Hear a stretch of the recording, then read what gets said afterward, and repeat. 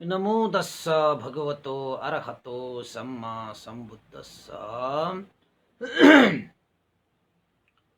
नमामि बुद्धं गुणसागरन्तं नमामि धम्मं सुगतेन देशितं नमामि संघं मुनिराज सावकं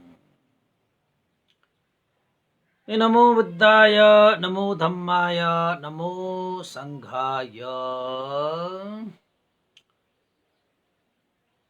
श्रद्धालु उपासक उपासिका तथा सधर्म प्रेमी महानुभावहरू, आज मिति 2077 साल फागुन 17 गते सोमबार बिहानको 9 बजे सदाझैं आज पनि हामी फेसबुक लाइभ धर्म देशनामा उपस्थित भइसकेका छौँ र देशना सुन्नको निमित्त देश विदेशबाट जोडिरहनु हुने सम्पूर्ण श्रद्धालु उपासक उपासिका तथा सधर्म प्रेमी महानुभावहरूमा सदाझैं म भिक्षु विमलो श्री सिद्धि मङ्गल बुद्ध विहार सिद्धिपुर साना गाउँ थसी महालक्ष्मी नगरपालिका वडा नम्बर 6 बुद्ध मार्गबाट सबैलाई मैत्रीपूर्ण न्यानो न्यानो स्वागत टक्र्याउन चाहन्छु र उपासक उपासिका तथा सधर्म प्रेमी महानुभावहरू, देशनाको क्रम हाम्रो महाउमङ्ग जातक मौसत पण्डित कथा देशनामा हिजो हामीले चाहिँ मौसत पण्डितले विदेह राजाको चाहना इच्छा पनि पूरा गर्ने र चुलने ब्रह्मदत्त राजा र केवट महामन्त्रीको षड्यन्त्रलाई पनि विफल पारेर जुन आफूहरूले योजना गरेको अनुसार यो सुरुङ खर्ने यानि कि उमङ्ग, पाली भाषाबाट उमङ्ग भनिन्छ र वास्तवमा यो उमङ्ग भनेको चाहिँ सुरुङ हो र षड्यन्त्रहरूबाट बचाएर राजालाई सुरक्षित अवतरण गर्नको निमित्त सुरुङ मार्गको प्रयोग गर्ने हेतुले मौसत पण्डितले चुलने ब्रह्मदत्त राजाको महलमा राजदरबारको भर्याङ ओर्लिने ठाउँबाट सुरुङको द्वार निर्माण गर्नको निमित्त त्यहाँ चाहिँ मौसत पण्डितले चलाकीपूर्ण तरिकाले चुलने ब्रह्मदत्त राजालाई भर्याङ त पुरानो भयो हैन, मेन्टेन गर्नुपर्ने भइसकेको रहेछ, म यसलाई राम्रो बनाइदिन्छु मेन्टेन गरिदिन्छु भनेर त्यो भर्याङ मेन्टेन गर्ने नाममा त्यहाँ काठका स्ल्याबहरू राखेर सुरुङको द्वार निर्माण गर्न लगाइयो। त्यस्तै गरी राजासँग बिन्ती गरेर मौसत पण्डितले, हुन त राजाले तपाईको कपिल राष्ट्रको त्यो पाञ्चाल नगरमा थुप्रै राजमहलहरू थिए, ती महलहरूमा बस्नको निमित्त पनि राजाले अनुरोध त गरेको थियो, तर मौसत पण्डितले ती राजमहलहरूमा नबसिकन अन्तत जुक्ति लगाएर चुलने ब्रह्मदत्त राजासँग अनुमति नै लिएर गङ्गा नदीको र यो तपाईको पाञ्चाल नगरको बीच भागमा एउटा चाहिँ नगरको निर्माण गर्न लगाए, जुन नगरमा विदेह राजालाई तपाईको पाञ्चाल राष्ट्रमा आउँदाखेरि राख्नको निमित्त एउटा महल पनि निर्माण गर्न लगाए, त्यहाँ नगर पनि निर्माण गरियो कि सुन्दर सुन्दर नगरहरूले चाहिँ सजी सजाउ पारेर, आहा कति राम्रो हैन। मौसत पण्डितले चाहिँ तपाईको चुलने ब्रह्मदत्त राजालाई भनेको थियो, हाम्रो विदेह राजा यहाँ पाल्नुहुन्छ भने पूर्ण रूपमा व्यवस्थित गर्नुपर्छ, सेनाहरूदेखि लिएर मन्त्री अमात्यहरूदेखि लिएर सेनापतिहरूदेखि लिएर अब त तपाईको उसको छोरी पञ्चाल चन्दी राजकुमारीलाई पनि विवाह गरेर लाने भनिसकेपछि त ताम झामका साथ आउने भयो। त्यसैले हाम्रो राजाको लागि उपयुक्त हुने गरी एउटा नगर तयार पार्नु पर्यो, एउटा महल तयार पार्नु पर्यो भनेर चुलने ब्रह्मदत्त राजासँगै अनुमति लिएर मौसत पण्डितले गङ्गा र नगरको बीचमा एउटा चाहिँ नगर बस्तीको एउटा चाहिँ व्यवस्था मिलाए। त्यसपछि गरियो के त भन्दाखेरि चुलनी ब्रह्मदत्त राजाको दरबारबाट पनि सुरुङ मार्ग हुँदै त्यसपछि महोत्सव पण्डितले निर्माण गरेको त्यो गङ्गा र नगरको बीच भागमा विदेह राजालाई बसाउनको निमित्त निर्माण गरेको त्यो महलभित्र पनि सुरुङ बनाउँदै होइन, त्यो सुरुङ चाहिँ कहाँ गएर टुङ्गिन्छ त भन्दाखेरि गङ्गा नदीको त्यो किनारामा पारिपट्टि होइन, किनारामा त्यो सुरुङको चाहिँ द्वार राखेर बडा विचित्रसँग चाहिँ भित्र नै पुराका पुरा होइन हाम्रो यो महलमा बसे जस्तो तपाईँको सुरुङ भनेर चाहिँ तपाईँले ठान्नु होला होइन, अप्ठ्यारा बाटाहरू होइन, अँध्यारा बाटाहरू व्यवस्थित नभएको भन्ठान्नु होला। महोत्सव पण्डितले निर्माण गरेको त्यो सुरुङ मार्गमा भित्र नै तपाईँको कोठाहरू मजाले राजा महाराजाहरू बस्नको निमित्त उपयुक्त कोठाहरू निर्माण पनि गरेको थियो। जुन सुरुङमा हात्ती चढेर जाने हो कि घोडा चढेर जाने हो कि कुनै अरू नै चढेर जाने हो कि जुनसुकै हात्ती घोडा चढेर जान सक्ने मिल्ने किसिमले चाहिँ महोत्सव पण्डितले चाहिँ सुरुङहरू निर्माण गरे होइन। त्यहाँबाट गङ्गा नदीको किनारामा 300 जना कामदारहरूलाई 300 वटा डुङ्गाहरू तयार पार्न लगाए। किन त भन्दाखेरि सुरुङ त तपाईँको पारी मात्रै छ होइन, पारीबाट त्यो सुरुङको द्वारबाट निस्किसकेपछि त डुङ्गाहरूमा चढेर चाहिँ वारी जानु पर्यो नि त। अहिले पारी आयो भने त वारी जानु पर्यो नि त, आफ्नो देशमा जानु पर्यो नि त होइन। त्यसैले त्यहाँ पनि तपाईँको 300 वटा डुङ्गाहरू पनि तयार गर्न लगाएर 300 जना बलिया योद्धाहरूलाई त्यो डुङ्गा खियाउनको निमित्त तयार पारेर त्यो गङ्गा नदी तरिसकेपछि त्यहाँबाट एक योजनदेखि लिएर तपाईँको मिथिला नगरसम्म एक योजन पर एउटा चाहिँ बस्ती निर्माण गर्दै लगेको। यद्यपि कोही चाहिँ त्यसरी थकित भएको छ भने, थकाइले चुर भयो भने त्यो बस्तीमा चाहिँ आराम गर्दै त्यहाँ चाहिँ बस्दाखेरिको सुरक्षा होइन, बन्दोबस्त सब मिलाएर महोत्सव पण्डितले त्यस्तो राजालाई सुरक्षित अवतरण आफ्नो विदेह राज्य मिथिला नगरमा सुरक्षित अवतरण गर्ने व्यवस्था चाँजोबाजो मिलाएर तपाईँको चाहिँ यो पाञ्चाल नगरमा सब कुराहरू मिलिसकेपछि यत्र तत्र कुनै भय अन्तर्य विघ्न बाधा नआउने सब देखिसकेपछि होइन, त्यो सुरुङ पनि यस्तो कि कुनै पनि चिजलाई चाहिँ यसो थिचियो भने सबै द्वारहरू खोल्ने, यसो थिचियो भने सबै द्वारहरू बन्द हुने। त्यति बेला नै महोत्सव पण्डितले तपाईँको चाहिँ रोबोट जस्तो हो प्रविधिको, अहिले हामीले कहीँ द्वारहरू यसो थिच्दाखेरि स्वर द्वार खोल्छन् नि, ढोकाहरू खोल्छन्, हो त्यस्तो त पहिल्यै बनाइसक्यो महोत्सव पण्डितले यो कोठा अनुसार। किन त भन्दाखेरि महोत्सव पण्डित त त्यस्तो निर्माण कार्यमा त परिपोक्त मान्छे हो नि त।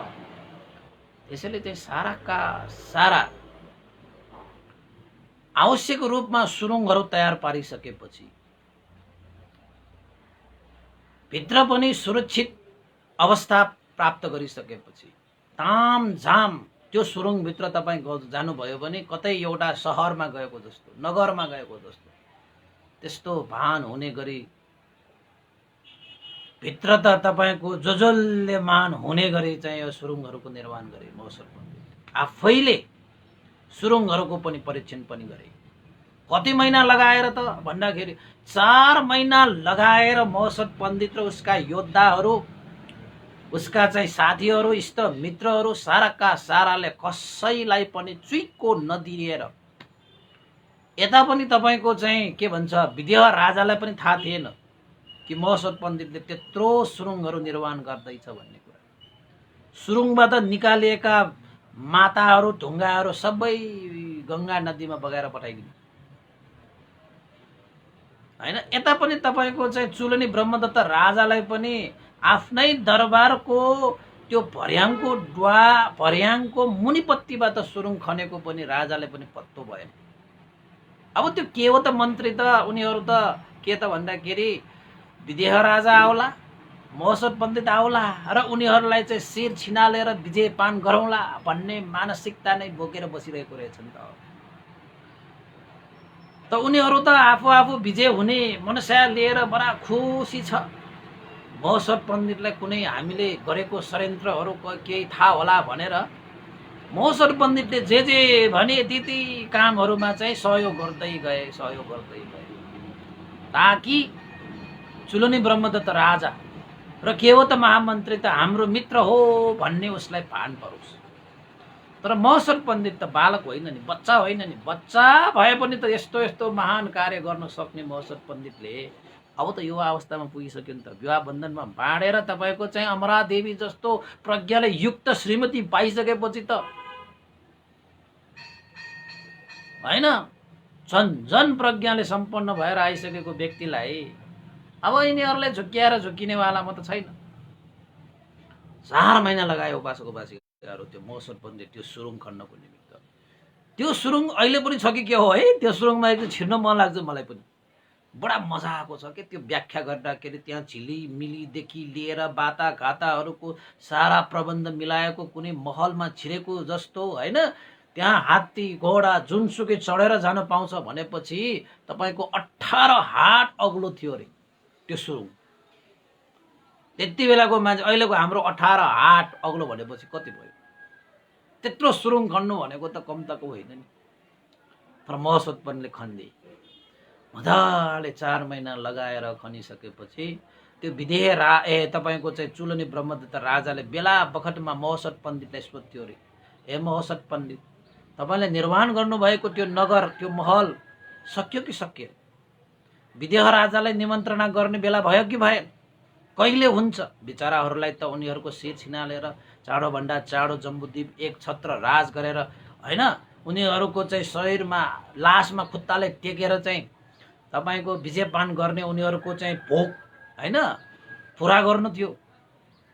महोत्सव पण्डितले पनि केही पनि थाहा नहुने जस्तै गरे महाराज सकिँदैछ, सकिने बित्तिकै म पनि विदेह राजालाई अवश्य निमन्त्रणा गर्नेछु। हामीलाई पनि त्यस्तो सुन्दरले भरिपूर्ण भएका तपाईँका होइन पुत्री रत्न होइन पञ्चाल चन्दी राजकुमारीलाई चाँडोभन्दा चाँडो विदेह राज्यमा लगेर अभिषेक गर्नु छ।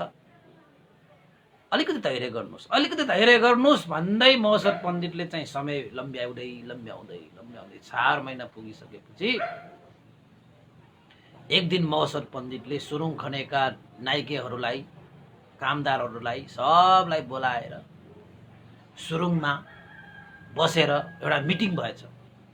ल अब चाहिँ गङ्गा नदीको किनाराबाट द्वार बनाउँदै हाम्रो विदेह राजालाई बसोबास गर्ने महलमा पनि सुरुङहरूको निर्माण सक्यो कि सकेन? त्यहाँबाट पनि सुरुङ खन्दै चुलनी ब्रह्मदत्त राजाको महलमा सुरुङ पुग्यो कि पुगेन? सबै चाँजो बाँजो मिल्यो कि मिलेन? विदेह राजालाई अब निमन्त्रणा पठाउँदा भयो कि भएन भनेर सबैसँग बुझ्दाखेरि त सारा त्यो चाहिँ के भन्छ सुरुङहरू तयार भइसक्यो। अब कुनै पनि अब काम बाँकी छ भन्ने कुरा छैन, सब काम तमाम भयो। सबैले चाहिँ सहमति जनाइसकेपछि अब चाहिँ महोत्सव पण्डित गएर चुलनी ब्रह्मदत्त राजालाई भेटे। महाराज अब सबै कामहरू चाहिँ तमाम भइसकेको छ, जे जस्तो हाम्रो विदेह राजाले प्रबन्ध मिलाउनु पर्ने थियो त्यो सबै प्रबन्ध मिलाएर हामीले गङ्गा र यो नगरको बीच भागमा एउटा नगरको स्थापना गरे, जहाँ चाहिँ एउटा विशाल एउटा चाहिँ महल पनि निर्माण गरे। अब विदेह राजालाई म निमन्त्रणा पठाउँछु महाराज भनेर भनिसकेपछि त चुलनी ब्रह्मदत्त राजा त ओहो अब समय आयो, अब हाम्रो मनोहर पुरा हुने भयो। हे महोत्सव पण्डित, चाँडोभन्दा चाँडो बोलाऊ, जति चाँडो बोलाउन सक्छौ बोलाऊ। म त खुसी छु, म आफ्नो छोरीलाई विदेह राजाको हातमा कन्या दान गर्नको निमित्त मन लालायित भइरहेको छु। चाँडो बोलाऊ, चाँडो बोलाऊ। मुखमा त त्यस्तो छ, मनमा त अर्कै छ नि। भनिन्छ नि मुखमा राम राम बगलीमा छुरा भन्ने, होइन? मुखमा राम राम बगलीमा छुरा, मनमा एउटा कुरा, मुखमा अर्को कुरा। त्यस्तो छ क्या त्यो चुलनी ब्रह्मदत्त राजा।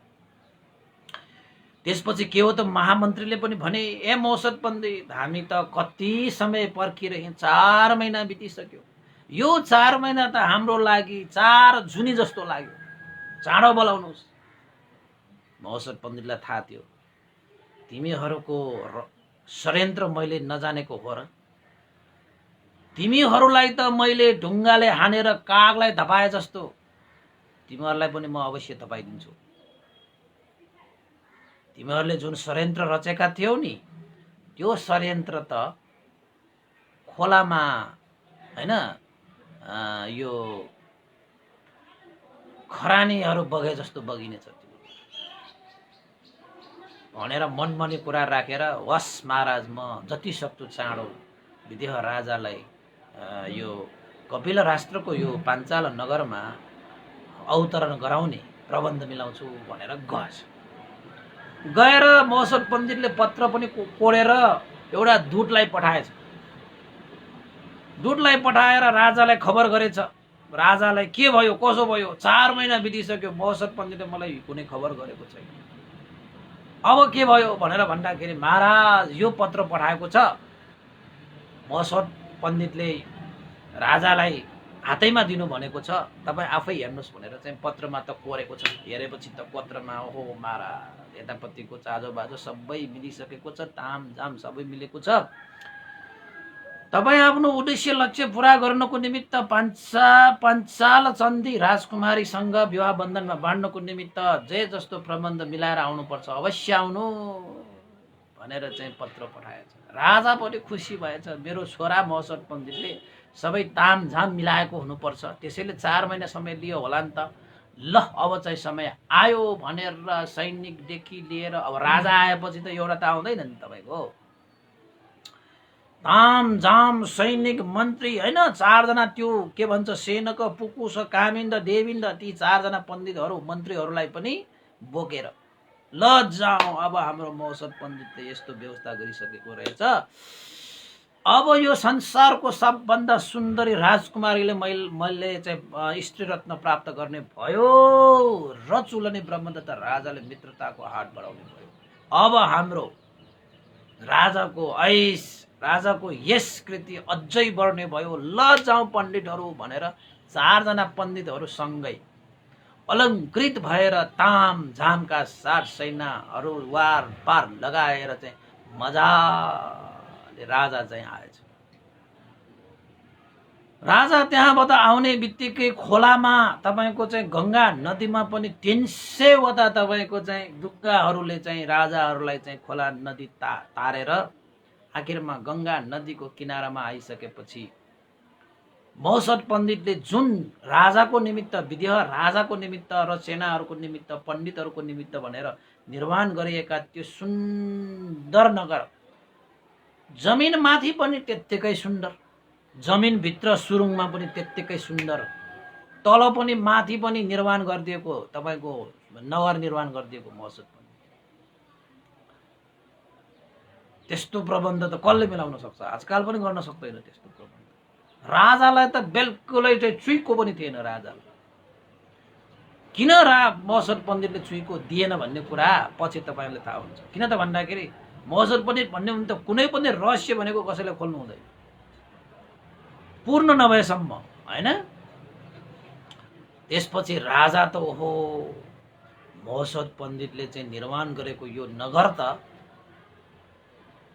स्वर्गमा जाँदाखेरि पनि यस्तो नगर सायदै पाउला भनेर यता हेरे उता हेरे, खुसी भए, होइन? त्यो सेनको पण्डितहरू त ट्वाल्ल, यो मौसत पण्डितले यस्तो ज्ञान, यस्तो प्रज्ञा, यस्तो निर्माणको यो चाँजो बाँझो कसरी पो मिलाउँछ? उनीहरूले त भ्याएकै छैन, टुप्पो र फेद पनि पत्ता लगाउन सक्दैन।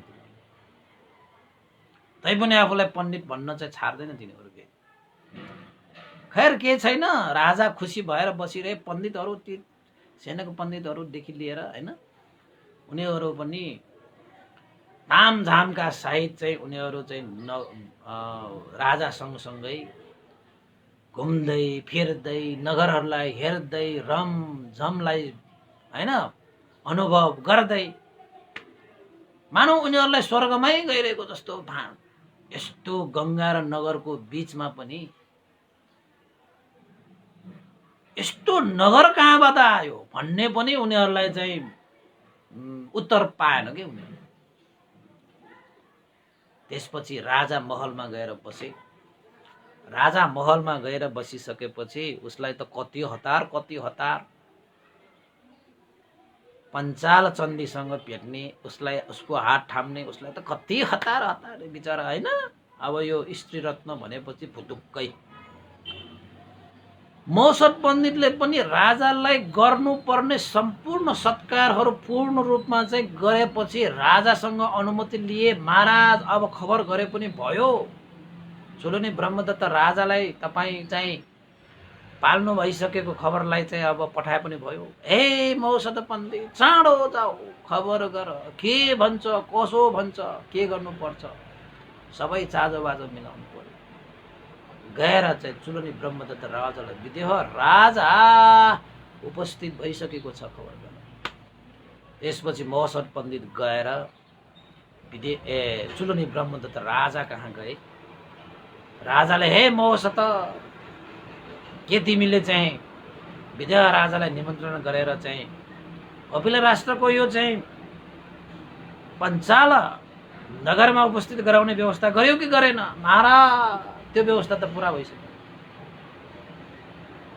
जहाँ तपाईको अनुमति लिएर हामीले निर्माण गरेको नगर छ, गङ्गा र यो नगरको बीचको भागमा हामीले जुन निर्माण गरेको नगरमा राजा विराजमान हुनुहुन्छ। राजा विराजमान हुनुहुन्छ। त्यसैले तपाईको लागि जानकार दिनको निमित्त म यहाँ उपस्थित भएको हो।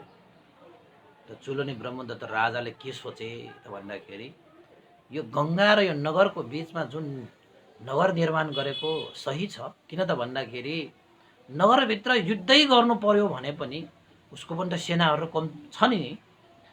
केही गरे युद्धै गर्नु पर्यो पनि नगरभित्र भयो भने अलिकति अप्ठ्यारो हुन्छ। यो गङ्गा र नगरको बीचमा उसका सेनाहरूलाई चाहिँ सखाप पार्न पनि सजिलै हुन्छ। ठिकै छ, आएको रहेछ त। अब हाम्रो लक्ष्य उद्देश्य बिस्तारै पुरा हुँदैछ। अब हामीले गरेको त्यो चाहिँ उद्देश्यलाई प्राप्त गर्नको निमित्त अब धेरै समय पर्खिनु पर्दैन। बस मौसर पण्डित गएर अब त्यो के भन्छ विदेह राजालाई भन्नु, म आफ्नो छोरी पञ्चाल चण्डीलाई तुरुन्तका तुरुन्तै कन्या दान गरेर विदेह राजालाई हातमा सुम्पिन चाहन्छु।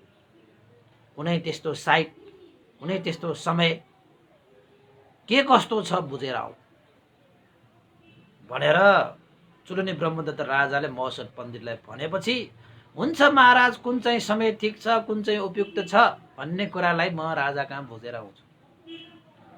मौसर पण्डित त्यहाँबाट गएछ। यतापट्टि चुलुनी ब्रह्मदत्त राजा त अब कतिन्जेल बात छ र तिमीहरू, अब तिमीहरूले बोलाएर ल्याएपछि त्यो राजा र तिम्रो चाहिँ शिर छिनालेर यो जम्बुद्वीपको एक छत्र राजा हुन होइन नभइकन म कसरी छाड्छु र? जति सक्दो चाँडो मिलाऊ भाउ भनेर चाहिँ त्यतापट्टि चाहिँ ऊ बसिरहेको रहेछ। उतापट्टि चाहिँ मौसर पण्डितलाई सबै कुरा थाहा थियो र त्यो भए आउँछ भन्ने पनि थाहा थियो। त्यो भए आउँदाखेरि कसरी बच्नुपर्छ भन्ने पनि थाहा थियो। सबै कुरा त जमिनभित्र छ नि, सुरुङभित्र छ नि रहस्य त। मौसर पण्डितले सुरुङ निर्माण गरिसक्यो, कसलाई पनि पत्तो छैन। त्यसपछि मौसर पण्डित गएर विदेह राजालाई बिन्ती गरे, महाराज, तपाईँको आगमन मैले चुलुनी ब्रह्मदत्त राजालाई जानकारी दिइसके। उहाँले भन्नुभएको छ कि अब तपाईँ आगमन भइसकेपछि साइट कहिले छ त्यति बेला पनि साइत भन्थ्यो। साइत भनेको मतलब समय कहिले मिलेको छ भन्ने कुरा हो त्यति बेला। अहिले मात्रै साइत भनेको अर्कै जस्तो ठान्यो, त्यो बेग्लै कुरा हो। त्यो सुन्ने बित्तिकै त त्यो विदेह राजालाई त्यो पञ्चाल चन्दीलाई हेर्ने, हात समाउने होइन, अब स्त्रीरत्न प्राप्त गर्नलाई आतुर राजाले त के भने त भन्दाखेरि के को साइत, के को समय, आजको आजै मिलाउने हो, आजकै दिनमा चाहिँ सब कुरा मिलाउनु पर्छ भनेर भनिदेऊ हे महोत्सव पण्डित। किन ढिलाइ गर्ने, शुभ काममा के एक सेकेन्ड पनि ढिलाइ गर्नु पर्यो। जुन बेला शुभ काम सुरु हुन्छ त्यही बेला मङ्गल हो, त्यही बेला साइड हो। कहाँ त्यो चाहिँ चुलोनी ब्रह्मदत्त साइडको कुरिरहेको छ। ल उनीहरूलाई साइड चाहिन्छ होला जसले षड्यन्त्र गरेको छ। यताउता भयो भने षड्यन्त्र सफल हुँदैन नि। तपाईँको षड्यन्त्र कार्यहरूलाई चाहिँ यो समयमा त्यो समयमा गर्नु हुँदैन। उनीहरूले जुन समय टोकेको छ त्यही समयमा गर्नुपर्छ। हाम्रो त मङ्गल कार्य हो, जुन बेला गर्नु हुन्छ। महोत्सव पण्डितले ठिकै छ महाराज, तपाईँको चाहना इच्छा अनुसार कार्य गर्नुको निमित्त नै म यहाँ हाजिर भएको हुँ। आजकै दिन म चाहिँ चुलोनी ब्रह्मदत्त राजालाई चाहिँ यो खबर सुनाइदिन्छु भनेर त्यहाँबाट फेरि होइन महोत्सव पण्डित पनि गएछ, दूतहरू पनि पठाएछ, महोत्सव पण्डित पनि गएछ। सबका सब त्यहाँ त कुराहरू चाहिँ यत्र तत्र भएछ कि। अब चुलोनी ब्रह्मदत्त राजाले पनि दूत पठाउने, उसले पनि दूत पठाउने, कहिले महोत्सव पण्डित नै गएर चाहिँ त्यहाँ चाहिँ खबरहरू गर्ने होइन, आदि इत्यादि गरिसकेपछि त्यही दिनमा के गर्ने भयो त भन्दाखेरि पञ्चाल चन्दीको हाट होइन थम्याइदिने कामहरू गर्ने भयो। अब यता चुलोनी ब्रह्मदत्त राजाले त्यही दिनमा गर्छ भन्ने सोचेको थिएन। केही समय त लिएला, आउने बित्तिकै आराम गर्ला भनेर सोचेको। त्यो आराम गरिरहेको बेलामा म चाहिँ यो जम्बूद्वीप भरिका 101 राजाहरूलाई समेटेर सेनाहरू तयार पारेर जुन नगर निर्माण गरेको थियो त्यो नगरलाई चारैतिरबाट सेनाहरूले घेरेर होइन भाग्नै नसकिने किसिमले कहीँ कतै गरेर भाग्न खोज्यो भने, सेनाहरू लगाएर युद्ध गर्न चाहियो भने यसलाई सखाप पार्ने किसिमले नै होइन 101 जना राजाहरूको सामुन्ने विजयपान गर्नुको निमित्त, सारा राजालाई बोलाउनको निमित्त समय त हुन्छ होला सोचेको। अब त्यही दिनमा भयो होइन। त्यही दिनमा भइसकेपछि त अब 101 जना राजालाई त खबर गर्नु पर्यो। यतापट्टि चुलोनी ब्रह्मदत्त राजाले अब हुन्छ मात्र भनेर के समयहरू लम्ब्याएर उसले त्यो समय लम्ब्याएर के गरे, जम्बूद्वीप भरिका 101 राजाहरूलाई जम्मा पारे। विदेह राजा हाम्रो नगरतिर आइसकेको छ। महोत्सव पण्डितले निर्माण गरेको नगरमा अहिले चाहिँ बसोबास गरिरहेको छ। सारा 101 राजाहरू चाहिँ हाजिर हुनु पर्यो। उसको शत्रुहरूको त्यो शिर छिनालेर हामीले विजयपान गर्ने भए भनेर यो चुलोनी ब्रह्मदत्त राजाले 101 राजाहरूलाई खबर पठाए। 101 राजाहरू पनि ओहो अब चाहिँ हाम्रो लक्ष्य पुरा हुने भयो, हाम्रो काम सफल हुने भयो भनेर खुसी भएर अब 18 अक्षौ सिनी भनेको त्यो होइन सेनाहरू कि सम्पूर्ण सेनाहरू तयार पारेर दल बलका साथ राजाहरू त आएछ। चुलोनी ब्रह्मदत्त राजा पनि खुसी भए। चुलोनी ब्रह्मदत्त राजा पनि खुसी भएर अब त कसरी शत्रुहरू हाम्रो हातबाट बच्छ, अवश्यमेव जम्बूद्वीपको एक छत्र राजा हुन पाउने भयो, विजयपान गर्न पाउने भयो भनेर खुसी भएर राजा पनि दरबारबाट निस्के। जसरी अरू राजाहरू आफ्नो राज्यको दरबारबाट होइन सेनाहरू सहित चाहिँ निस्के, त्यसरी नै चुलोनी ब्रह्मदत्त राजा होइन त्यसपछि के हो त महामन्त्री सेनाहरू अमात्यहरू सैनिकहरू लिएर त्यहाँबाट राजा पनि निस्के। अब चुलनी ब्रह्मदत्त राजाको नेतृत्वमा साराका सारा राजाहरूले विदेह राजालाई घेर्नको निमित्त सेना दलबल सहित आउँदाखेरि यो चुलनी ब्रह्मदत्त राजाले चाहिँ आफ्ना माता चलाक देवी, महारानी नन्दा देवी, त्यस्तै गरी राजकुमार पञ्चाल चन्द र राजकुमारी पञ्चाल चन्दी 4 जना आफ्ना परिवारहरूलाई दरबारमा सुरक्षित राखेर केही गरे यताउता भइहाले पनि यो महोत्सव बन्दित भएसम्म त के हो कसो हो थाहा छैन नि। त्यसैले चाहिँ आफ्ना परिवारहरूलाई राज दरबारमा सुरक्षित राखेर राजा चाहिँ विदेह राजा बसिरहेको त्यो नगरमा गएछ। यतापट्टि राजा पनि विदेह राजा पनि खुसी भएर बसिरहेको थियो।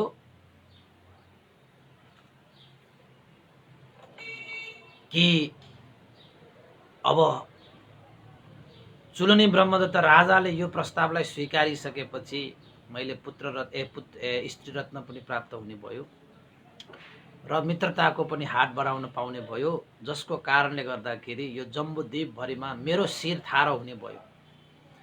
मलाई त मङ्गलै मङ्गल हुने भयो, लाभै लाभ हुने भयो भनेर खुसी भएर चाहिँ दरबारमा बसिरहेको थियो। त्यो समय चाहिँ साँझको थियो, रातको समय हुँदै गइरहेको थियो। राजा विदेह राजा दरबारमा बसेर मक्ख परेर बसिरहेको थियो कि अब चाँडो भन्दा चाँडो यस्तो हुने भयो त्यस्तो हुने भयो, कल्पनामा मग्न।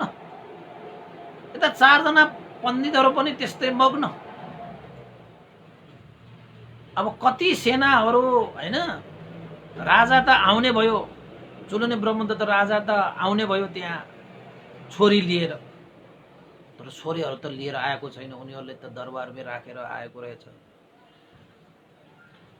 त्यसपछि रातको प्रहरमा विदेह राजा खुसी भएर यस्तो उस्तो यस्तो हुने त्यस्तो हुने भनेर आफ्नै तालमा चाहिँ रमेर बसिरहेको थियो। यता विदेह राजा र 101 जना राजाहरूले चाहिँ यो चुलनी ब्रह्मदत्त राजाले 101 राजाहरूले विदेह राजाको चारै दिशातिर चाहिँ पुरक्का पुरा सेनाहरूले त्यो मसाल लिएर, हात हतियार लिएर, शस्त्र अस्त्र लिएर, घोडा चढेर, हात्ती चढेर सारा चारैतिर चाहिँ घेरिसकेको छ हैन। त विदेह राजा यसो उसो कल्पना गर्दै कहिले मैले स्त्री रत्न प्राप्त गर्ने, चुलनी ब्रह्मदत्तसँग मित्रताको हात बढाउने भनेर कुरा खेलाउँदै अन्तस झ्यालबाट यसो हेर्छ त बाहिर त मसालले चाहिँ भरिरहेको त्यहाँ दृश्यहरू देखियो कि मसाल। राजालाई त अचम्म लाग्यो, यो रातिको समय मसाल लिएर को आइरहेको छ त, कसले चाहिँ मसाल बोकिरहेको छ त बाहिर। नगरको चारै दिशामा त्यस्तो चाहिँ अवस्था देखेर राजा त छक्क परे, कता डर पनि लाग्न थाल्यो। के हुँदैछ, यो कसो हुँदैछ। राजाहरूलाई त कहिलेकाहीँ त्यो भय पनि हुन्छ कि कसैले हामीलाई घेर्यो कि भन्ने भय पनि हुन्छ। त्यसैले विदेह राजालाई अलिकति मनमा भय पनि भयो, कतै मलाई धोका त भइरहेको छैन भनेर चाहिँ मनमा चाहिँ आयो। हत्तनपत्त उसले चाहिँ सँगै भएका सेनक, पुकुस, कामेन्द्र, देवेन्द्रहरूलाई सोधे,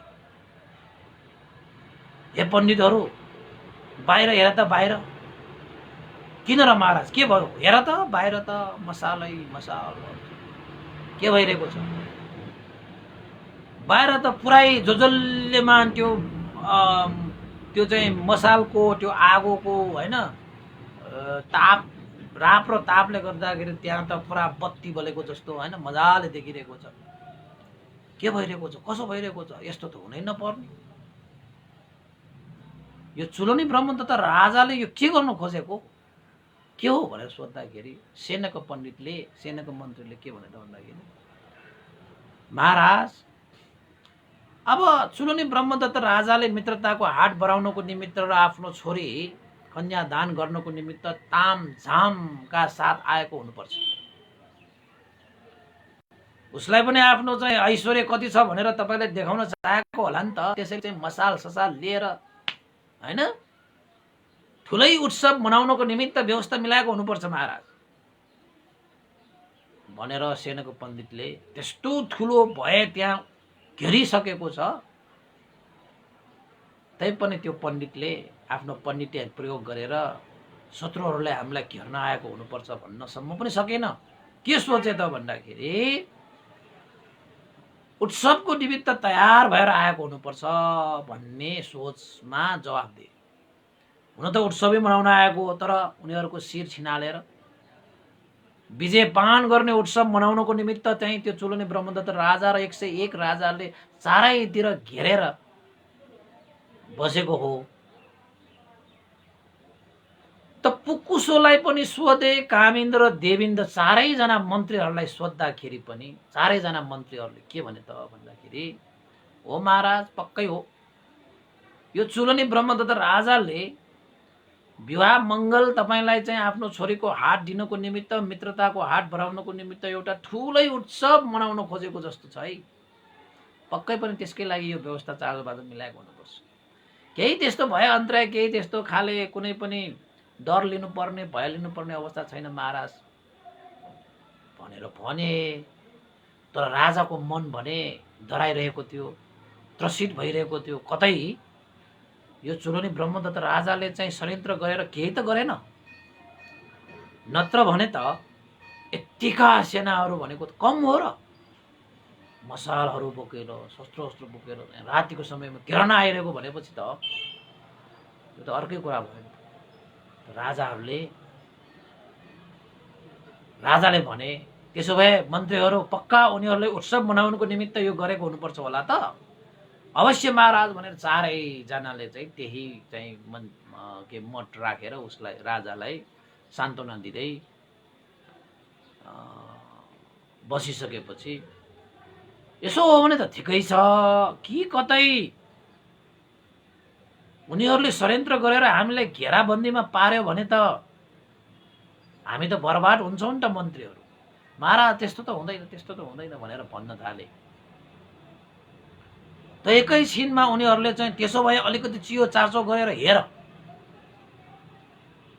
चुलनी ब्रह्मदत्त राजालाई यत्रा सेनाहरू किन पठाएका हुन् यताउताबाट केही त थाहा पाइएला नि भनेर भनिसकेपछि गुप्तचरहरू पठाएर यताउता आफूहरू पनि चियो चार्चो गर्न थाले। चियो चार्चो गर्न थालिसकेपछि त त्यहाँका ती सेनाहरूले त घेरेका ती सेनाहरू चाहिँ कराएको पनि सुन्यो के विदेह राजालाई समात मौसर पण्डितलाई समात उनीहरूलाई पाता कसेर हाम्रो चुलनी ब्रह्मदत्त राजाको अगाडि राख्नुपर्छ कोही पनि भाग्न नपाओस्। युद्ध भइहाल्यो भने यसरी युद्ध गर्ने सबैलाई नियन्त्रणमा राखेर हात हतियार प्रयोग गर्न आउनेलाई चाहिँ काटेर मारेर कतिलाई बन्दी बनाउनुपर्छ तिनीहरूलाई बन्दी बनाएर विदेह राजालाई चाहिँ हाम्रो चुलनी ब्रह्मदत्त राजाको चाहिँ पाउमा चढाउनुपर्छ। चुलनी ब्रह्मदत्त राजा यो जम्बूद्वीपको एक छत्र राजा बनाउनको निमित्त हामीले सहयोग गर्नुपर्छ आदि इत्यादि ती षड्यन्त्रहरूको शब्दहरू चाहिँ ठ्याक्कै सुने।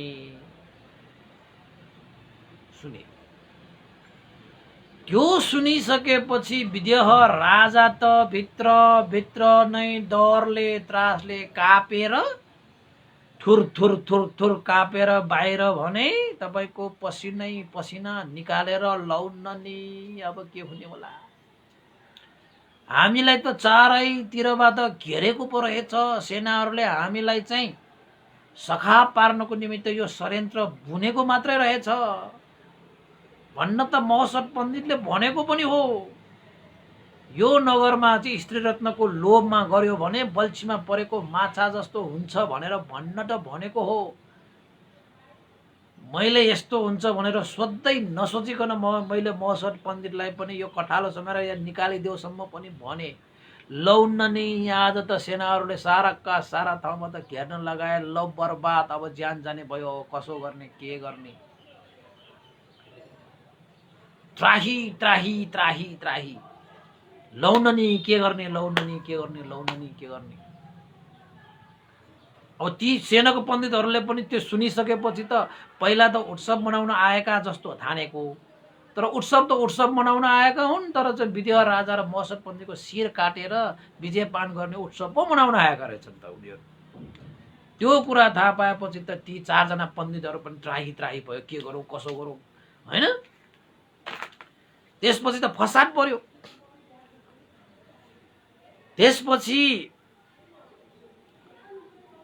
अब यो विषयमा चाहिँ केही न केही कुरा त महोत्सव पण्डितलाई नै थाहा होला। अब उसले भनेको त थियो यस्तो भए आउन सक्छ भन्ने कुरा त भनेको थियो हैन। त्यसपछि विदेह राजाले आफ्नो छोरा महोत्सव पण्डितलाई खुबै सम्झे। ए महोत्सव पण्डित, अब यस्तो अवस्थामा के गर्ने। महोत्सव पण्डितलाई यस्ता कुराहरू हुन्छ भन्ने थाहा थियो भने उसले केही न केही योजनाहरू त उसले पक्कै बनाएको हुनुपर्छ, नत्र भने ऊ यसरी त आउँदैन होला। महोत्सव पण्डितलाई बोलाओ, महोत्सव पण्डितलाई बोलाओ। भए अन्त्रा हैन, दुःख त्रास भएबाट त्रसित भयभीत राजालाई महोत्सव पण्डितलाई चाहिँ आधार मानेर, हे महोत्सव त देख्यौ तिमीले के भयो कसो भयो। उत्सवको निमित्त भनेर चाहिँ भनिएका छन् यो पण्डितहरूले, तर यहाँ उत्सव त उत्सव हो, तर अर्कै उत्सव, जुन उत्सवमा राजा र महोत्सवको चाहिँ शिर छिनालेर उनीहरूले विजयपान गर्नेछ। लौन नि के गरौँ कसो गरौँ। मैले सोचेको भन्दा त यो आकाश पातल हैन, आकाश र जमिनको फरकता पो निस्कियो। हामी माथि ठुलै षड्यन्त्र भयो, हामी माथि ठुलै चाहिँ यो जाल झेल भयो। लौन अब के गर्ने कसो गर्ने। राजा त्राही त्राही भएको महोत्सव पण्डितले देखे। हे महोत्सव त के गर्दा हुन्छ कसो गर्दा हुन्छ। महोत्सव पण्डितले एकछिन त के भने त भन्दाखेरि, महाराज अब मलाई तपाईँ के भन्नुहुन्छ। मैले त तपाईँलाई भनेको पनि थिएँ कि चुलोनी ब्रह्मदत्त राजाले षड्यन्त्र गरेर हामीलाई बल्छीमा पार्न खोजेको मात्रै हो भनेर मैले तपाईँलाई पहिले भनेको होइन। त्यसरी भन्दाखेरि तपाईँको स्त्री रत्नको कामुकतामा परेर तपाईँले मलाई कतालो समारेर निकालिदेऊ भन्नसम्म पनि आयो। तर मैले तपाईँको गुण स्मरण गरेर मैले यो कार्यमा साथ दिएको। अब के गर्ने, मैले तपाईँलाई पखेटा राखेर आकाश मार्गबाट लान सक्दिनँ। मैले के गर्न सक्छ होला त। अब तपाईले त ती 4 जना मन्त्रीहरूकै कुरा सुनेर स्त्री रत्न प्राप्त गर्ने र चुलोनी ब्रह्मदत्त राजासँग मित्रताको हात बढाउने निर्णय गर्नुभएको होइन भनेर महोत्सव पण्डितले भन्न थाले। किन त भन्दाखेरि अलिकति राजाको चेतना जागोस् न, चेतोस् न। त्यो डर त्रास त्यसरी आउँदाखेरि अलिकति आफूले गरेको गल्तीहरूलाई महसुस गर्न सकोस् न, चेतोस् भनेर राजालाई आफूले बच्ने व्यवस्था सम्पूर्ण गरिरहे तापनि अलिकति महोत्सव पण्डितले राजालाई चेतोस् भन्ने कामनाले मैले तपाईलाई चाहिँ आकाश मार्गबाट उडेर लान सक्छु र अब मैले के गर्न सक्छु र। तपाईकै भरोसामन्द 4 जना पण्डितहरू छन्, ती 4 जना पण्डितहरूसँग सोध्नुस् न यो अवस्थामा के गर्ने भनेर। यस्तो अवस्था आयो भने के चाहिँ गर्नु पर्ला भनेर के योजना बनाएको छ भनेर सोध्नुस् न तपाईको पण्डितहरूलाई, जसले तपाईलाई स्त्री रत्न प्राप्त गर्नको निमित्त घचघचाए सौभाग्यको विषय हो भनेर तपाईलाई चाहिँ हौसलित गर्ने त्यही 4 जना पण्डित नै हुन्। क्यारे उहाँहरूसँग सोध्नुस् न के कस्तो गर्ने यो अवस्थामा। भनेर महोत्सव पण्डितले भनेपछि अलिकति घोचेको के राजालाई चेतोस् भनेर घोचेको। त्यसपछि चाहिँ विदेह राजाले यसो 4 जना मन्त्रीहरूलाई हेरे, महोत्सव पण्डितले त केही गर्न सक्दैन पो भन्दो रहेछ। लौ ननी अब परेन भस्सा। अब यी 4 जना पण्डितहरूले उत्सव भनेको थियो, तर चाहिँ हाम्रो मृत्युको उत्सव पो मनाउन आएको रहेछ त। अब मृत्युको उत्सव मनाउन दिने त उनीहरूलाई कहाँ सकिन्छ। विदेह राजी त उनीहरूले लिने नै भयो। लौ ननी हे पण्डित 4 जना पण्डितहरू, हे सेनक के गर्दा हुन्छ कसो गर्दा हुन्छ, केही योजना छ तिमीहरूसँग, केही उपाय छ यो बात बस्ने। सेनक पण्डितहरू टाउको निहुराएर बसिरहे, 4 जना टाउको निहुराएर बसे। के उपाय हुन्छ अब तिनीहरू जालमा परिसकेको, बल्छीमा परिसकेको, त्यस्ता चाहिँ त्यो मूर्ख पण्डितहरूसँग के उपाय हुन्छ। कुरेर बसिरहे। फेरि महोत्सव पण्डितलाई हेर्छ, राजालाई त अब ज्यान जाने भयो, अब देश जाने भयो, उसलाई त छटपटी। ए महोत्सव पण्डित, मेरो त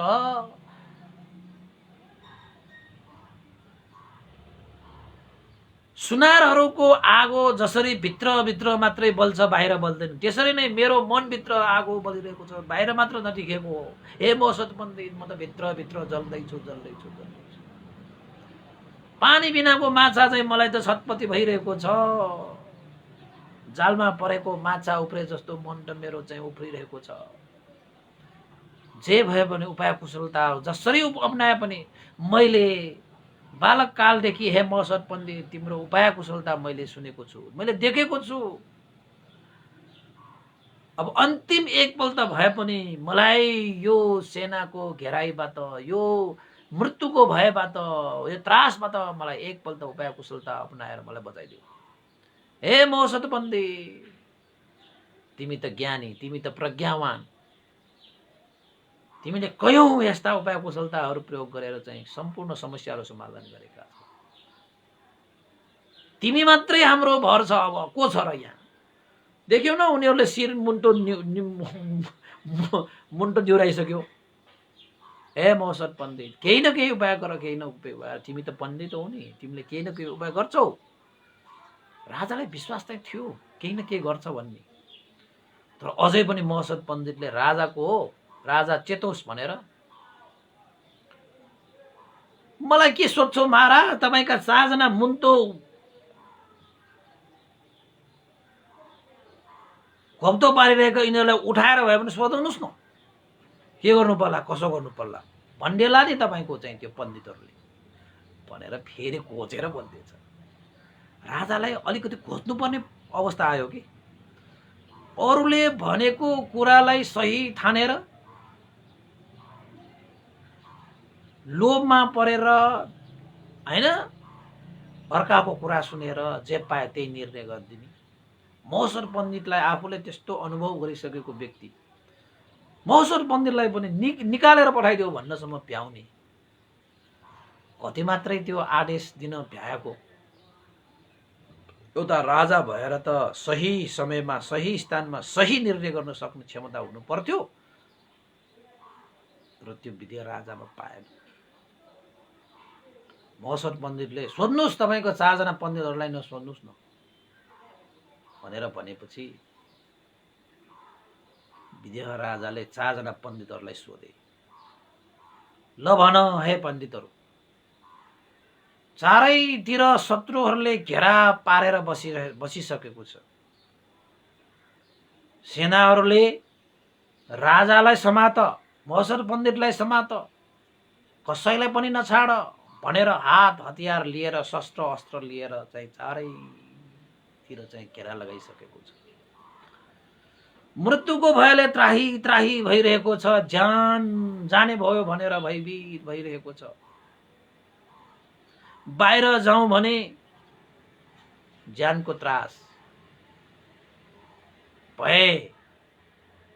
यस्तो अवस्थामा के गर्नु पर्ला हे सेनक पण्डित, तिमी भन के गर्नु पर्ला भनेर सोध्यो।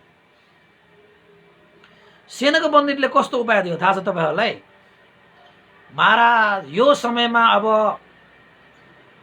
कहीँ कतैबाट पनि हामी बच्ने उपाय त छैन।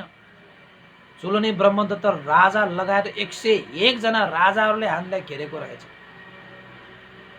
जसरी उनीहरू युद्ध गर्न आएको थियो त्यसरी नै चाहिँ उनीहरू तयार भएर आइसकेको रहेछ। हामीलाई त अत्तो नै पत्तो नै छैन। अब हामी त स्त्री रत्न प्राप्त गर्नको निमित्त सानो सेनाहरू लिएर मात्र आएका छौँ। अब हामी कुनै पनि हिसाबबाट बच्ने उपाय त छैन। आकाशबाट उडेर जानको निमित्त हामीसँग पखेटा छैन, के गर्नु। त्यसैले महाराज उसले चाहिँ केही न केही चाहिँ उपाय दिनु पर्यो भनेर दिएको मात्रै हो। अब बुद्धि त भएको छैन। के भने त भन्दाखेरि महाराज शत्रुको हातबाट मरेर जानुभन्दा बरु आफै मरेर जानु बेस। कमसे कम चाहिँ इतिहासमा शत्रुले यसरी मारे भन्न त नपाउला नि। चुलनी ब्रह्मदत्त राजाले तपाईलाई आफ्नो अधीनमा पार्यो भने त दुःख दी पीडा दी त्रास दी भय दी हामीलाई मार्न सक्छ। उसले त छाड्ने त कुरा हुँदैन। त्यसैले दुःख भोग्दै त्राही हुँदै मर्नु भन्दा त यो दरबार सबै ढोकाहरू बन्द गरेर दरबारमा आगो लगाएर हामी आफूमा हतियारले आफूलाई काटेर हामी मरेर जानु बेस। शत्रुको हातमा पर्यो भने त धेरै दुःख भोगेर मात्रै उसले मार्छ हामीलाई। नत्र भने यस्तो ठुलो षड्यन्त्र उसले कसरी रच्ला र मारा। त्यसैले चारै ढोका ठुन्ने आगो बाल्ने र आफू नै हात हतियारले काटेर हामी चाहिँ मरेर जानु बेस छ भनेर पो उपाय दियो त बा। राजाले रिस उठेर यस्ता उपाय तिम्रा परिवारहरूलाई गर। विदेह राजाको अगाडि यस्तो उपाय निकाल्न तिमीलाई लाज पनि लागेन, शरम पनि लागेन तिमीलाई? हे पुकुस तिमी भन्न के गर्छौ? महाराज आगो र ढोका ठुनेर आगो बालेर हतियारले काटेर मर्नु भन्दा त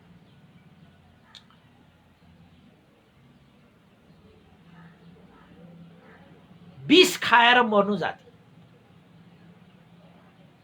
हामी मजाले जे खानुपर्छ खाने, मोज मस्ती गरिसकेपछि अब त्यसै मर्छ उसै मर्छ।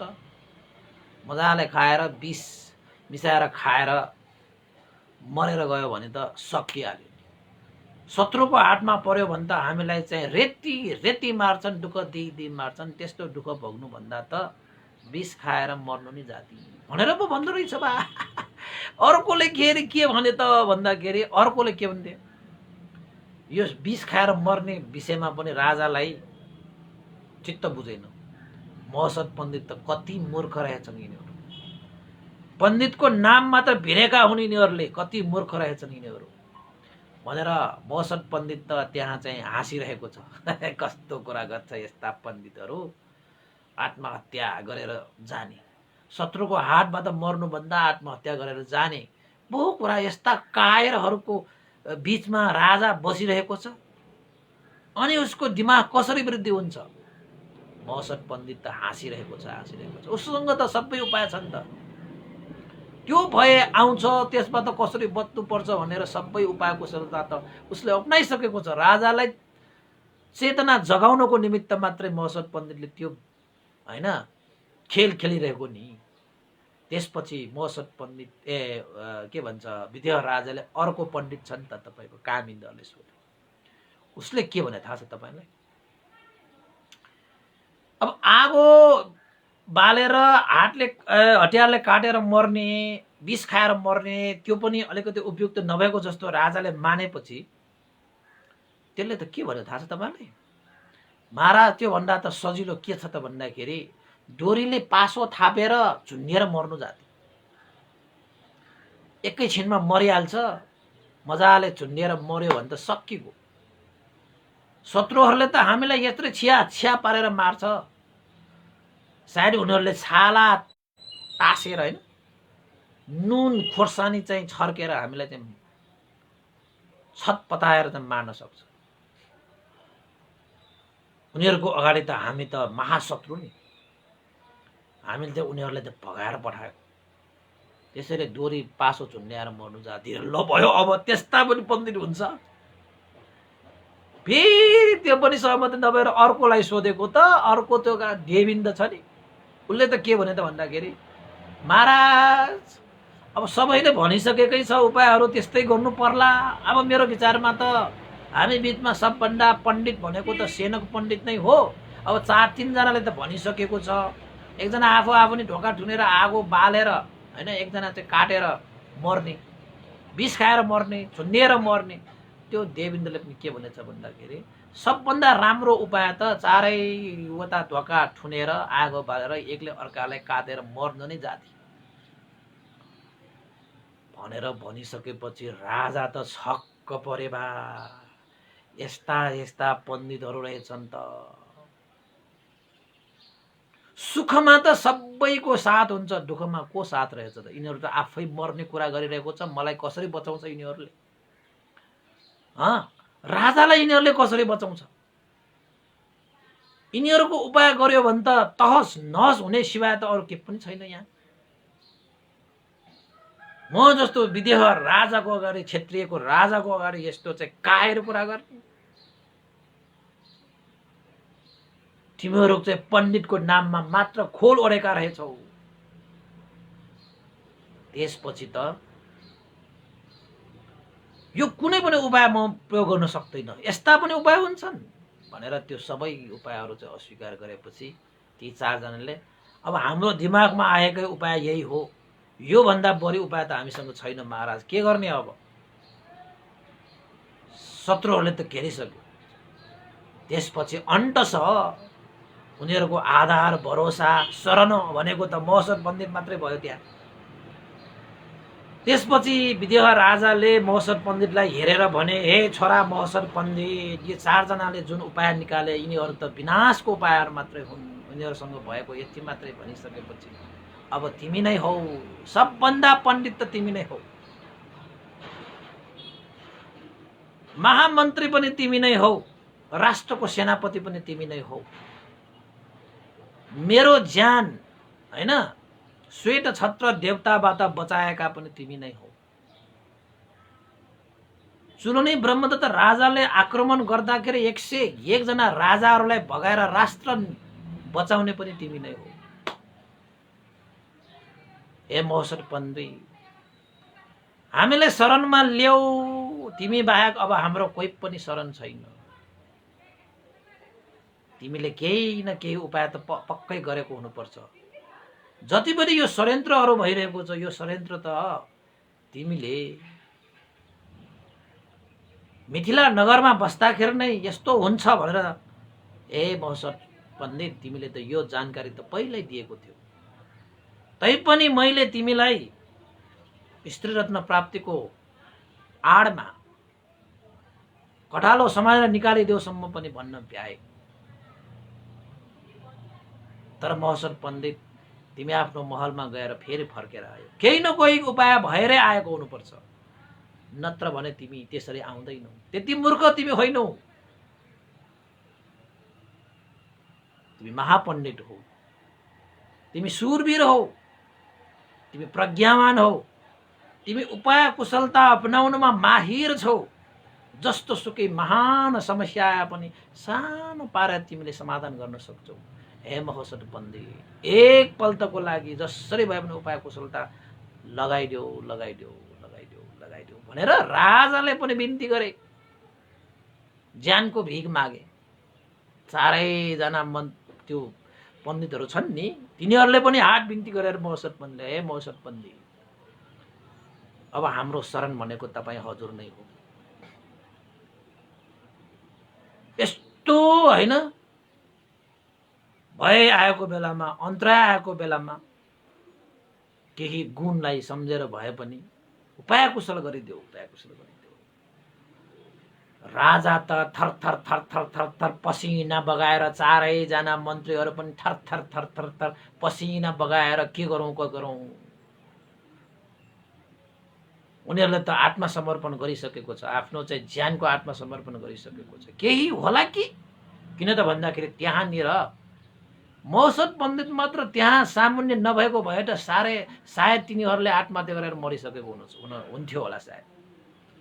तर त्यहाँ महोत्सव पण्डित थियो, जस्तो सुकै समस्यालाई पनि पार लगाउन सक्ने महोत्सव पण्डित भएको कारणले केही आशाका दियाहरू चाहिँ बलिरहेको देखे के त्यो विदेह राजा र त्यो 4 जना पण्डितहरू। त्यसपछि महोत्सव पण्डितले ओहो मेरो राजा, मेरो राष्ट्रको राजा र पण्डित भनाउँदाहरू यसरी थर कामेको सुहाएन, यसले त्रसित भएको पनि सुहाएन। कति त्रसित भए, कति ज्यानको भिख मागे यिनीहरूले। ओहो हो त्यो दृश्य देखेर चाहिँ महोत्सव पण्डितले थाम्नै नसकेर त्यसपछि अब त भयो, अब त चेत आयो यिनीहरूको, अब त चेतना जाग्छ यिनीहरूको, अब त यिनीहरूलाई तर्साउनु भएन, अब यिनीहरूलाई हौसला दिएर चाहिँ उपाय कुशलतामा साथ दिन लगाउनु पर्यो भनेर चाहिँ महोत्सव पण्डितले चाहिँ उठ्नुहोस् है विदेह राजा, तपाईँ विदेह राजा हो तपाईँ।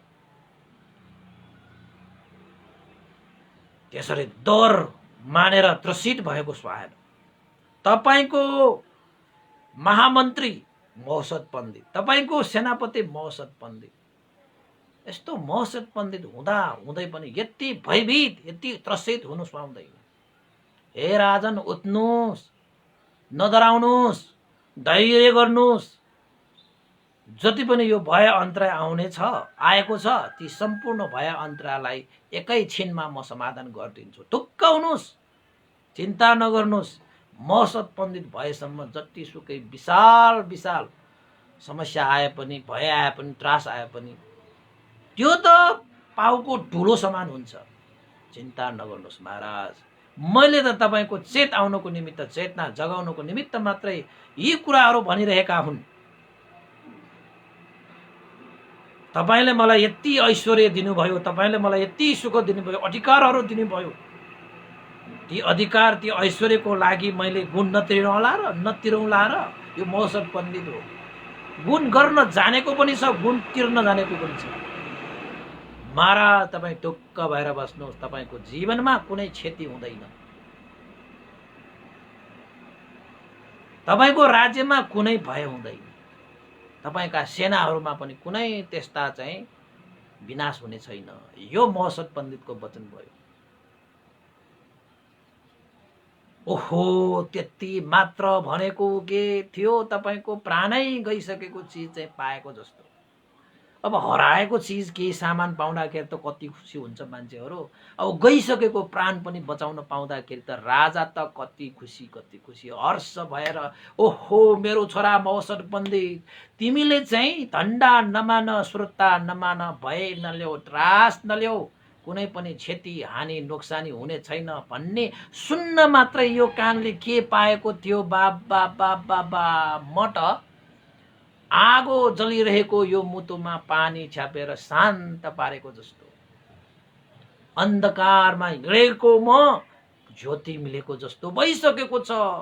कस्तो उपाय, के उपाय, जसरी भए पनि यो उपायलाई कुशलता लगाएर यो चुलनी ब्रह्मदत्त राजाको यो षड्यन्त्रलाई तहस नहस पार्नुपर्छ। हे महोत्सव पण्डित, कस्तो उपाय छ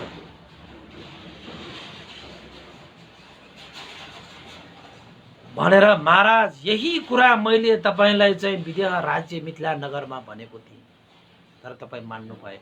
यही भय आउँछ भन्ने कुरा मलाई पक्कै थाहा छ। किन त भन्दाखेरि यो के हो त महामन्त्री, यति षड्यन्त्रकारी अपराधी, यो कुनीति चाल्ने यो व्यक्ति हो र त्यसको लालचमा यो चुलनी ब्रह्मदत्त पनि यो जम्बुद्वीपको एक छत्र राज गर्ने लोभ लालचमा परेर के हो त मन्त्रीको हरेक षड्यन्त्रमा साथ दिएर आए। त्यसको लागि मैले सम्पूर्ण गुप्तचरहरू प्रयोग गरेर, मेरा सुगा मैनालाईसम्म प्रयोग गरेर मैले सही कुरा पत्ता लगाएर त्यसको समाधानको लागि मैले महाराज यो महल त्यत्तिकै मैले बनाएको होइन, यो नगर मैले त्यत्तिकै निर्माण गरेको होइन। आउनुहोस् म तपाईलाई चाहिँ देखाइदिन्छु। यो महलबाट सुरक्षित अवतरण गर्ने मैले सुरुङ निर्माण गरेको छु महाराज। जुन सुरुङ प्रवेश गरेर हामी सुरक्षित रूपमा गङ्गाको तीरमा हामी पुग्नेछौँ। जुन कुरा चुलनी ब्रह्मदत्त राजालाई पनि थाहा छैन, उनीहरू यो दरबारमा घेरेको घेरै हुन्छ, हामी कहिले बाहिर आउला भनेर पर्खेर बसिरहेको हुनु होला नि। तर हामी सुरक्षित अवतरणको रूपमा हामी गङ्गा तीरमा हामी पुगिसकेको हुन्छ। यस्ता सेनाहरूलाई त ढुङ्गाले हानेर कागहरूलाई धपाए जस्तो म धपाएर आउँछु महाराज। तपाईहरू सुरक्षित रूपमा यो सुरुङ प्रयोग गरेर तपाईहरू सुरुङबाट चाहिँ गङ्गा तीरमा जानुहोस्।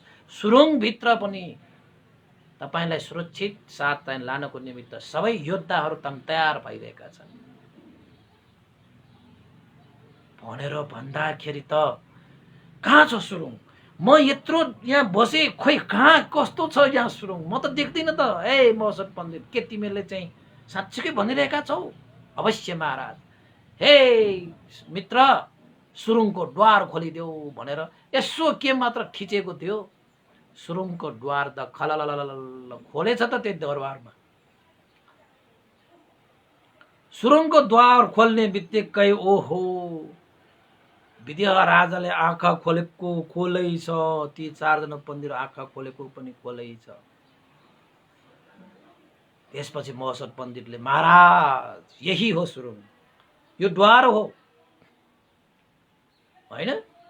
यो द्वारबाट तपाईहरू चाहिँ यो सुरुङ भएर जानुभयो भने अवश्य सुरक्षित अवतरण गर्नुहुनेछ, अवश्य जानुहोस् महाराज भनेर भने।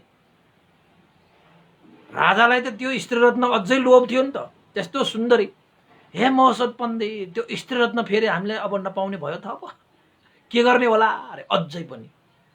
मौसत पण्डितले के भने त भन्दाखेरि, महाराज तपाईको स्त्रीरत्न प्राप्त गर्ने जुन चाहना छ, इच्छा छ, त्यसको पनि मैले चाँजो बाजो मिलाएको छु। तपाईँ ढुक्क भएर निर्धक्क भएर जानुहोस् न।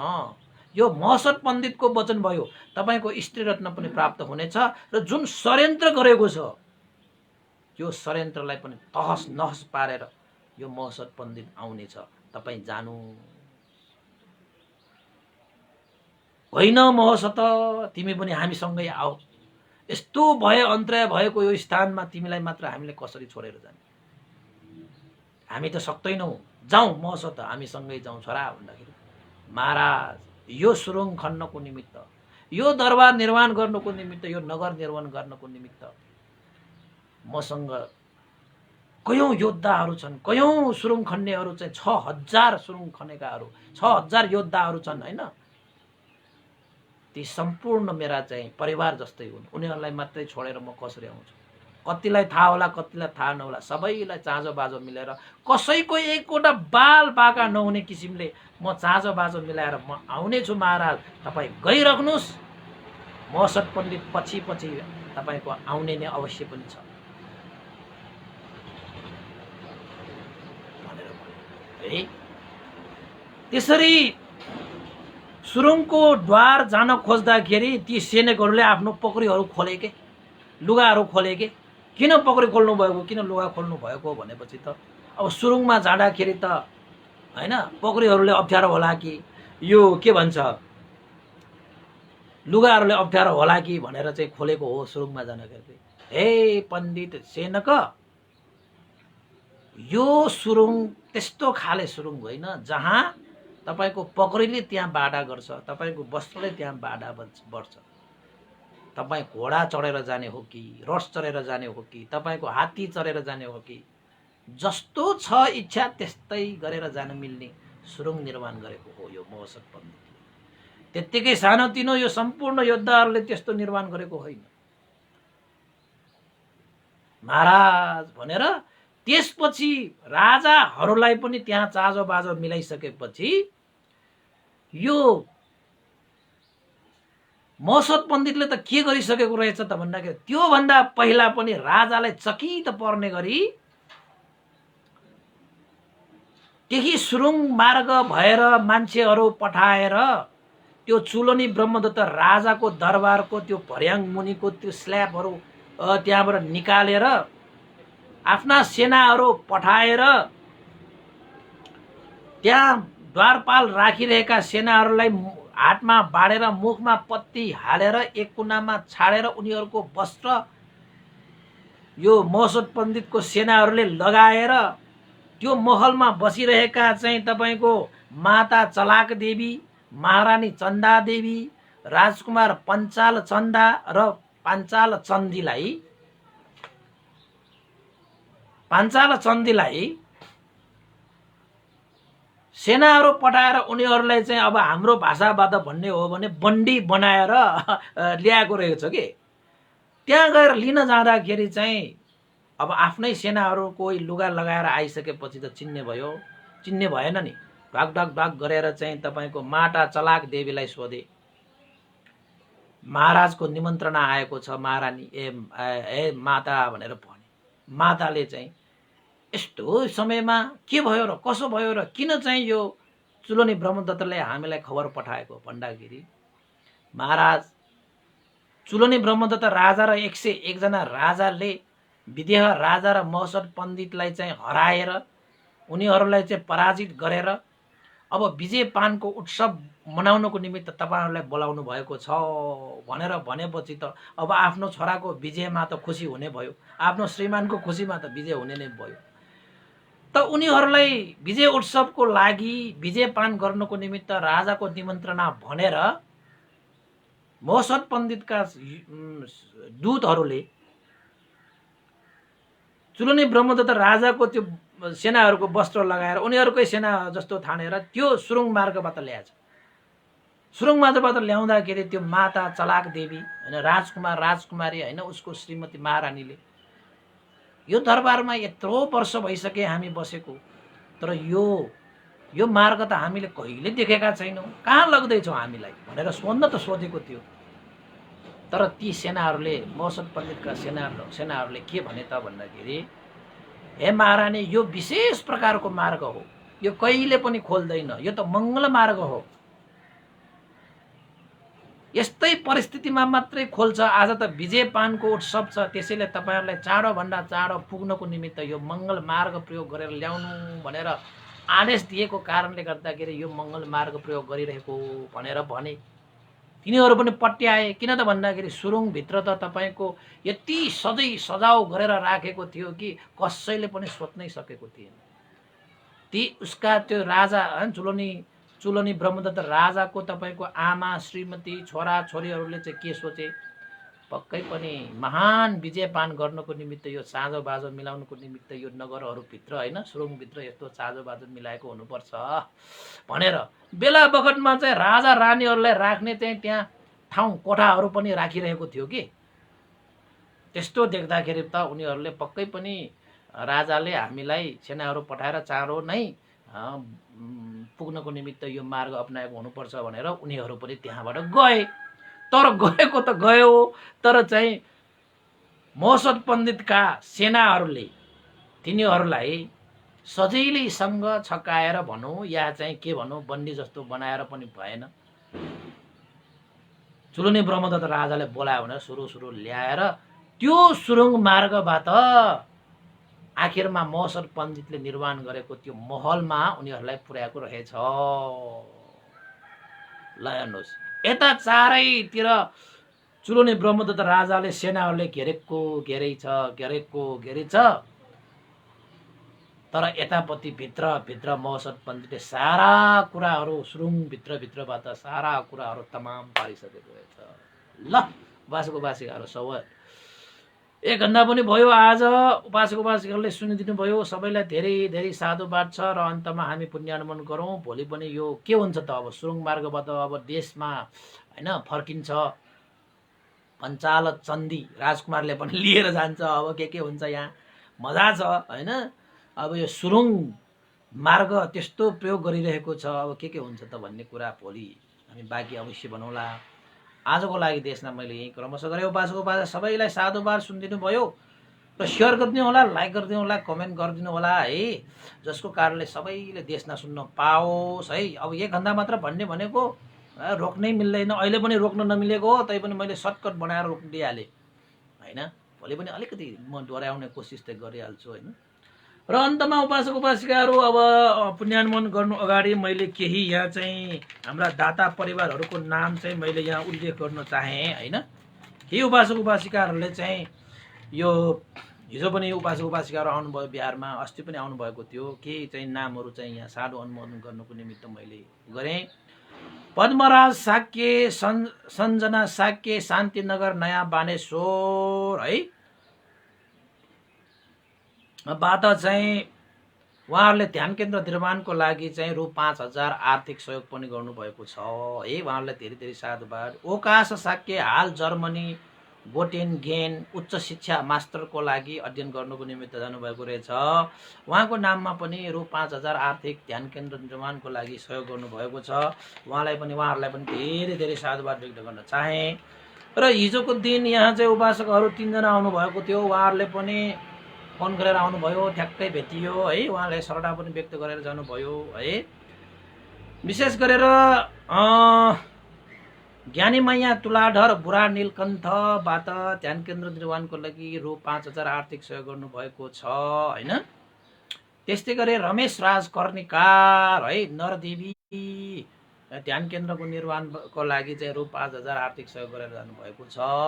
त्यस्तै गरी दैनिक रूपमा उपदेश सुनिरहनुभएका उपासिका है गङ्गा शिलाकार बुढा नीलकण्ठ है। अब पछि उहाँहरू चुनी खेलमा बस्नुहुने व्यवस्था पनि रहेछ। गङ्गा शिलाकार बुढा नीलकण्ठबाट ध्यान केन्द्र निर्माणको लागि रु 50,100 रुपियाँ पनि आर्थिक सहयोग गर्नुभएको छ, श्रद्धा दान गर्नुभएको छ। उहाँहरू 3 जना र उहाँ अघिका यो ध्यान केन्द्र निर्माण दिनुहुने सम्पूर्ण उपासक उपासकलाई धेरै धेरै साधुवाद दिन चाहन्छु। र यो पुण्यको प्रभावले उहाँहरूको जीवनमा पनि सुख शान्ति छाओस् भनेर पनि कामना गर्न चाहे है। आजको दिन चाहिँ हाम्रो एकजना उपासिका प्रमिला बजाचार्य उपासिका अस्ति उहाँहरू चाहिँ बिहारमा आउनुभएको थियो।